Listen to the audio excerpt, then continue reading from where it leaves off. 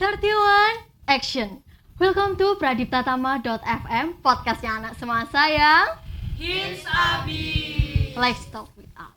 Hai semuanya, selamat pagi, selamat siang, selamat sore, dan selamat malam. Kembali lagi di podcast pradiptatama.fm episode kelima dengan saya Nabila Renanda Salsabila. Tentunya kita sudah tidak asing lagi dengan kebudayaan sebagai orang Jawa. Apalagi di daerah istimewa Yogyakarta ini yang akan segera menerapkan sekolah model khas Kejogjaan yang akan mendukung implementasi pendidikan berbasis budaya. Berkaitan dengan hal tersebut, hari ini kita akan membahas judul yang sangat menarik, yaitu Pendidikan Khas Kejogjaan. Tentunya kita sudah bersama dengan narasumber yang luar biasa. Narasumber yang pertama ada Bapak Kweswanto, SIP. Selamat pagi Bapak. Selamat pagi Nabila. Bagaimana kabarnya Bapak? Kabar baik, alhamdulillah sehat. Alhamdulillah. Oke. Kemudian narasumber yang kali ini juga sudah tidak asing bagi kita semua, yaitu Ibu Fatmiati SPD MPD selaku Kepala SMA Negeri 1 Sleman. Assalamualaikum Ibu. Waalaikumsalam Nabila. Oke, selamat pagi Ibu. Selamat pagi. Bagaimana Ibu kabarnya? Alhamdulillah baik. Oke. Baik, teman-teman semuanya, hari ini kita akan berbincang-bincang mengenai pendidikan khas Kejogjaan. Langsung saja kita bertanya-tanya kepada narasumber yang luar biasa. Mungkin pertanyaan pertama kami lontarkan kepada Ibu Fatmiati terlebih dahulu. Ya. Oke. Ibu, kita penasaran ini Ibu, apa sih pandangan Ibu mengenai sekolah khas Kejogjaan atau pendidikan khas Kejogjaan Ibu? Ya. Baik. Pendidikan khas Kejogjaan itu adalah sebuah penyelenggaraan pendidikan atau pembelajaran di satuan pendidikan dengan mengintegrasikan nilai-nilai budaya khas Yogyakarta. Nah, dan ini semua dilakukan dalam rangka untuk menanamkan nilai-nilai budaya kepada generasi muda yang dimana di sini adalah peserta didik. Oke. Menarik sekali ya teman-teman pandangan mengenai atau tujuan-tujuan mengenai pendidikan khas Kejogjaan. Nah Ibu, kapan sih dimulainya diterapkannya pendidikan khas Kejogjaan di SMA Negeri 1 Sleman? Ya, pendidikan khas Kejogjaan di SMA Negeri 1 Sleman ini sudah dimulai, sebetulnya sudah lama kita menanamkan nilai-nilai itu ya. Namun untuk kita launching tentang pendidikan khas Kejogjaan ini baru kita awali di tahun 2020. Ya. Oke, jadi tentunya harapan kita semoga nantinya sekolah model khas Kejogjaan segera menjadi title SMA Negeri 1 Sleman. Oke, teman-teman, for your information nih, seperti yang kita ketahui bahwa SMA Negeri 1 Sleman ini juga memiliki ikon lesung. Nah Ibu, apakah ikon lesung ini berkaitan dengan pendidikan khas Kejogjaan? Ya, betul. Bahwa di SMA Negeri 1 Sleman itu yang pertama itu kita punya pendopo. Nah, kita punya Sasana Pradiptatama. Bangunan pendopo ini juga merupakan warisan budaya. Gitu. Kemudian di dalam pendopo kita punya lesung.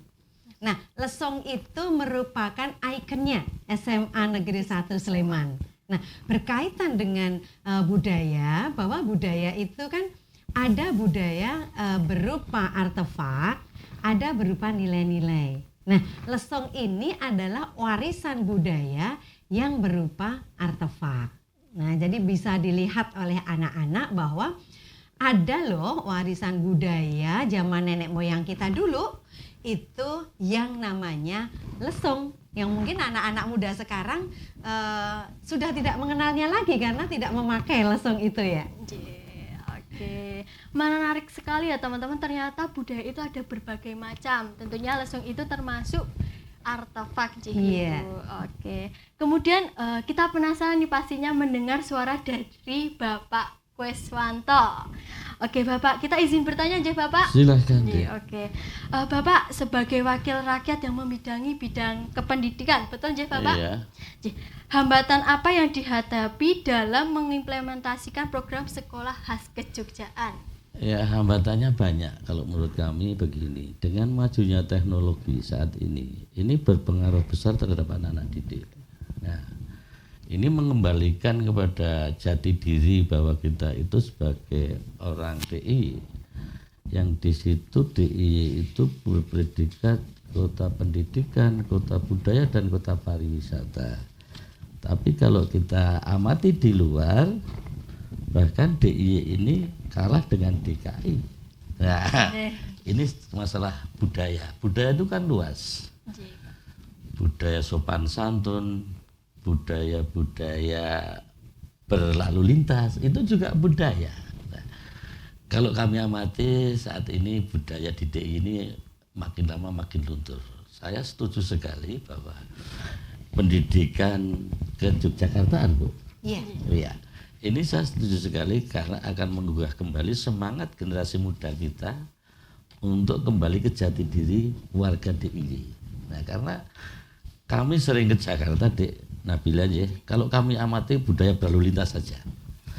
Kalau kita keluar dari gang, kampung, mau ke jalan raya, ini begitu kelihatan moncongnya yang mau lewat itu berhenti. Tapi kalau di DIY kita keluar mau lewat tidak dikasih waktu. Nah, ini kan budaya lalu lintas. Ini contoh kecil saja. Belum budaya yang lain dengan majunya teknologi, bahkan anak-anak saja dengan orang tuanya sering tidak kenal bahkan karena keasikan. Keasikan itu memperhatikan yang namanya Android itu tadi. Nah, kami setuju sekali, mengapresiasi sekali dengan pendidikan Kejogjakartaan. Nah, ini nanti akan tumbuh kembang di seluruh sekolah di DIY. Ini akan sangat bagus sekali. Menurut kami seperti itu. Oh, baik Bapak. Kemudian Bapak, dukungan apa yang akan diberikan DPRD terhadap implementasi program pendidikan khas Kejogjaan? Iya, dukungan dari DPRD. DPRD itu ada 3 fungsi, Mbak. Tugas dan fungsinya yaitu pengawasan. Yang kedua, legislasi itu pembuatan peraturan-peraturan daerah. Yang ketiga itu budgeting, penganggaran. Nah, berkaitan dengan istilahnya nanti mau mengembangkan pendidikan berbasis Kejogjakartaan ini tentu saja tidak lepas dari yang namanya anggaran. Nah, di situ dukungan kami Dewan, khususnya saya di Komisi D yang membidangi pendidikan, tentu saja akan membackup apa yang menjadi anggaran yang menjadi dibutuhkan oleh khususnya Dinas Pendidikan, yang mana nanti disalurkan ke sekolah-sekolah yang akan merealisasikan pendidikan berbasis Kejogjakartaan. Alhamdulillah. Berarti Bapak Kus siap membackup ya Pak? Siap. Kemudian kita next ke pertanyaan selanjutnya Oke, Bapak Ibu. iya. Pertanyaan selanjutnya untuk Bu Fat. Secara umum Bu Fat, tujuan kependidikan khas Kejogjaan itu kan melestarikan budaya-budaya Kejogjaan ya Bunda. Selain itu bagaimana sikap yang harus dicerminkan membudayakan nilai-nilai khas Kejogjaan? Iya. Sebetulnya tujuan khusus dari pendidikan khas Kejogjaan ini adalah tidak sekedar melestarikan, tapi menanamkan nilai-nilai budaya Yogyakarta. Nah, setelah menanamkan, maka membiasakan. Nah, jadi pembiasaan yang harus dilakukan oleh sekolah-sekolah terhadap peserta didiknya, para siswa. Nah, nilai-nilai ini misalnya kalau di SMA Negeri 1 Sleman kita ya, ini ada program ngajeni. Nah, ngapurancang, jempol, nuwun, injih. Nah, ini adalah penerapan unggah-ungguh yang harus dilakukan oleh siswa ketika dia berhadapan dengan orang yang usianya di atas mereka atau sesama temannya. Nah, ini penanaman nilai-nilai ini harapan besar kami menjadi perilaku yang bisa dilakukan dalam kehidupan sehari-hari, yaitu pembiasaan terhadap nilai-nilai yang kita kembangkan, gitu. Oke, keren sekali ya teman-teman. Ternyata pendidikan khas Kejogjakan ini tidak hanya untuk melestarikan budaya saja, tetapi harapannya kita juga bisa menanamkan sikap-sikap untuk menghargai budaya kita dan juga membiasakan sikap-sikap mengenai budaya. Begitu. Oke, Ibu dengar-dengar nih Bu, lesung itu ada kepanjangannya aja Ibu. Iya. Boleh dong Ibu kita tahu kepanjangan dari lesung itu apa? Oh iya, jadi lesung ini termasuk saya matur sama Pak Ketua ini ya, Komisi D ini, bahwa SMA Negeri 1 Sleman di samping ikonnya adalah lesung. Lesung ini merupakan sebuah akronim singkatan. Jadi di sana terdiri dari beberapa huruf, yaitu yang pertama adalah L. L di sini adalah lantep ing pamawas.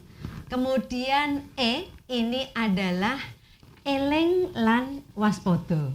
Kemudian S ini adalah sayuk rukun. U-nya ini adalah unggah-ungguh.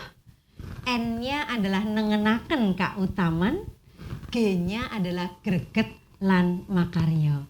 Nah, rangkaian kata-kata tersebut yang disingkat menjadi lesung ini semoga menjadi perilaku dan kompetensi yang ada di semua warga sekolah. Wah, menarik sekali ya teman-teman mengenai lesung. Ternyata lesung itu bukan hanya sebuah ikon, tetapi lesung juga memiliki kepanjangan-kepanjangan yang tentunya bermakna dan juga bisa diterapkan di sehari-hari. Oke, baik teman-teman, pertanyaan selanjutnya akan kami tanyakan kepada Bapak Kuswanto. Baik Bapak, pertanyaan selanjutnya, bagaimana cara untuk menarik kaum milenial agar tertarik untuk melestarikan budaya Bapak? Iya. Caranya menurut saya yang namanya ini kan program dari khususnya dari Dinas Pendidikan yang kaitannya pendidikan. Ini menurut saya ini juga ada dukungan dari masyarakat khususnya orang tua siswa. Karena anak-anak milenial sekarang itu sukanya misalkan hiburan-hiburan dari luar, misalkan kalau seperti drama Korea dan sebagainya. Padahal kalau adik-adik ini paham bahwa budaya-budaya kita ini betul-betul diminati oleh bangsa-bangsa lain. Bahkan tidak ada di negara lain budaya kita ini. Sehingga banyak sekali orang-orang asing, bahwa Amerika, Eropa dan sebagainya itu berusaha kepengin sekali bisa misalkan gamel, bisa nyinden, bisa ndalang. Ini kepengin sekali mereka. Kenapa? Ini perlu memang istilahnya menggugah pemahaman anak-anak ini tidak gampang, termasuk peran orang tua. Nah, orang tua sendiri berperan penting karena yang namanya budaya itu tidak hanya di dalam kesenian. Seperti Bupati Kepala Sekolah SMA 1 tadi Negeri Sleman mengatakan bahwa budaya unggah-ungguh, sopan santun ini kan misalkan di sekolah diajarkan di situ. Berapa jam sih di sekolah waktunya? Iya, betul. Terus yang banyak kan di lingkungan keluarga dan masyarakat sekitar. Nah, ini harusnya ada peran aktif, terutama orang tua dan masyarakat sekitar harus mendukung. Sehingga paling tidak orang tua itu setiap harinya yang memberi contoh, berbahasa yang baik, sopan santun yang baik. Karena apa? Yang namanya anak itu akan mengikuti orang tuanya. Iya, betul-betul. Betul tidak? Kalau lingkungannya tidak mendukung, sulit kita akan merubah mindset anak-anak milenial untuk kembali ke budaya ngatiluhung tadi. Iya. Oke. Luar biasa ya. Luar biasa jawaban dari Bapak Kuswanto. Nah nih buat generasi muda, kaum milenial, Gen Z ya, generasi Z, pokoknya jangan mau kalah sama orang-orang luar nih yang mau belajar gamelan, wayang, kemudian budaya-budaya yang ada di Yogyakarta. Dan ternyata budaya-budaya kita ini sudah sampai di kancah internasional, luar biasa. Oke, baik Bapak dan Ibu, ada pertanyaan terakhir yang akan kami tanyakan. Oke, harapan dari Bapak dan Ibu mengenai pendidikan khas kejogjaan ke depannya bagaimana? Begitu. Iya. Bu Fat dulu? Nggih, Oh, boleh. iya. Harapan Bu Fat mengenai pendidikan khas kejogjaan ini bisa dimulai dari dasar. Mulai dari usia dini, PAUD, TK, SD, SMP, SMA, sampai dengan perguruan tinggi. Jadi anak-anak itu sudah diberikan pendidikan khas kejogjaan ini mulai dari kecil. Jangan ketika anak-anak itu PAUD, bapak ibunya di rumah orang Jogja asli, tapi bahasanya bahasa Indonesia. Nah, tadi belajar apa ya, Nak? Nah, ini ya. Jadi, ayo kita bareng-bareng untuk mengimplementasikan pendidikan kejogjaan ini mulai dari tingkat yang paling dasar. Sehingga akan terjadi pendidikan yang berkelanjutan. Itu harapan kami. Kemudian Bapak Kuswanto? Harapannya juga. Oke. Kalau harapan kami selaku wakil masyarakat bahwa yang namanya generasi muda ini sebagai generasi penerus bangsa. Saya punya harapan kalau generasi-generasi penerus bangsa itu betul-betul berilmu dan berkarakter. Karena berilmu tanpa berkarakter, punya karakter tidak ada artinya. Kalau itu imbang antara karakter yang baik, ilmunya tinggi, istimewa, akan meneruskan pemimpin-pemimpin bangsa ini. Ini harapan saya seperti itu. Yeah. Waduh teman-teman, boleh kasih tepuk tangan juga yang di belakang buat Ibu Fat dan juga Pak Kuswanto. Harapan-harapan yang luar biasa dan semoga nantinya bisa tercapai dan juga direalisasikan. Amin. Waduh, wah tidak terasa ternyata pertanyaan kita sudah dijawab semua oleh Bapak dan Ibu. Luar biasa sekali jawabannya, mengedukasi kita semua dan tentunya juga bermanfaat. Amin. Terima kasih Bapak dan Ibu. Sama-sama. Oke teman-teman, sebelum saya tutup, saya ingin meminta pengantar dari Bapak dan Ibu terlebih dahulu nih Bu, untuk memberikan pesan apa yang ingin disampaikan khususnya pada siswa untuk membantu menyukseskan program pendidikan khas kejogjaan. Program yang untuk mensukseskan. Program pendidikan Pesannya khas untuk kejogjaan. Oh ya. anak-anak. Iya, saya pesan pada adik-adik sekalian, para pelajar baik itu nanti yang akan diterapkan pendidikan berbasis kejogjakaartaan ini baik dari tingkat TK, SD, SMP, SMA, bahkan perguruan tinggi. Kami berpesan bahwa adik-adik sekalian sebagai generasi penerus bangsa, raihlah cita-cita setinggi langit, belajarlah sampai ke negeri Cina, istilahnya seperti itu. Yang namanya ilmu tidak akan hilang. Kalau yang namanya finansial tinggalan orang tua bisa habis, tapi kalau ilmu tidak bakalan bisa habis. Manfaatkan waktu muda kalian sebaik mungkin, karena panjenengan semua masih panjang masa depannya. Keren sekali. Monggo dari Bapak. Iya, sedikit dari saya untuk para generasi muda, khususnya untuk para siswa, lestarikan budaya adiluhung, karena budaya merupakan jati diri suatu bangsa. Oke, keren sekali teman-teman pesan dari Pak Kus dan juga Bu Fat. Oke, tidak terasa kita sudah membahas banyak sekali pembicaraan. Terima kasih kepada Bapak dan Ibu. Saya ucapkan terima kasih kembali atas ilmu yang luar biasa dan telah hadir di dalam podcast pradiptatama.fm kali ini. Namun teman-teman, kita masih ada segmen selanjutnya karena tadi kita sudah bertanya-tanya dan juga berbincang-bincang kepada Ibu Fat dan juga Pak Kuswanto. Sekarang gantian aku yang akan bertanya dengan teman-teman sekalian. Untuk teman-teman bisa jawab pertanyaan ini langsung di kolom komentar.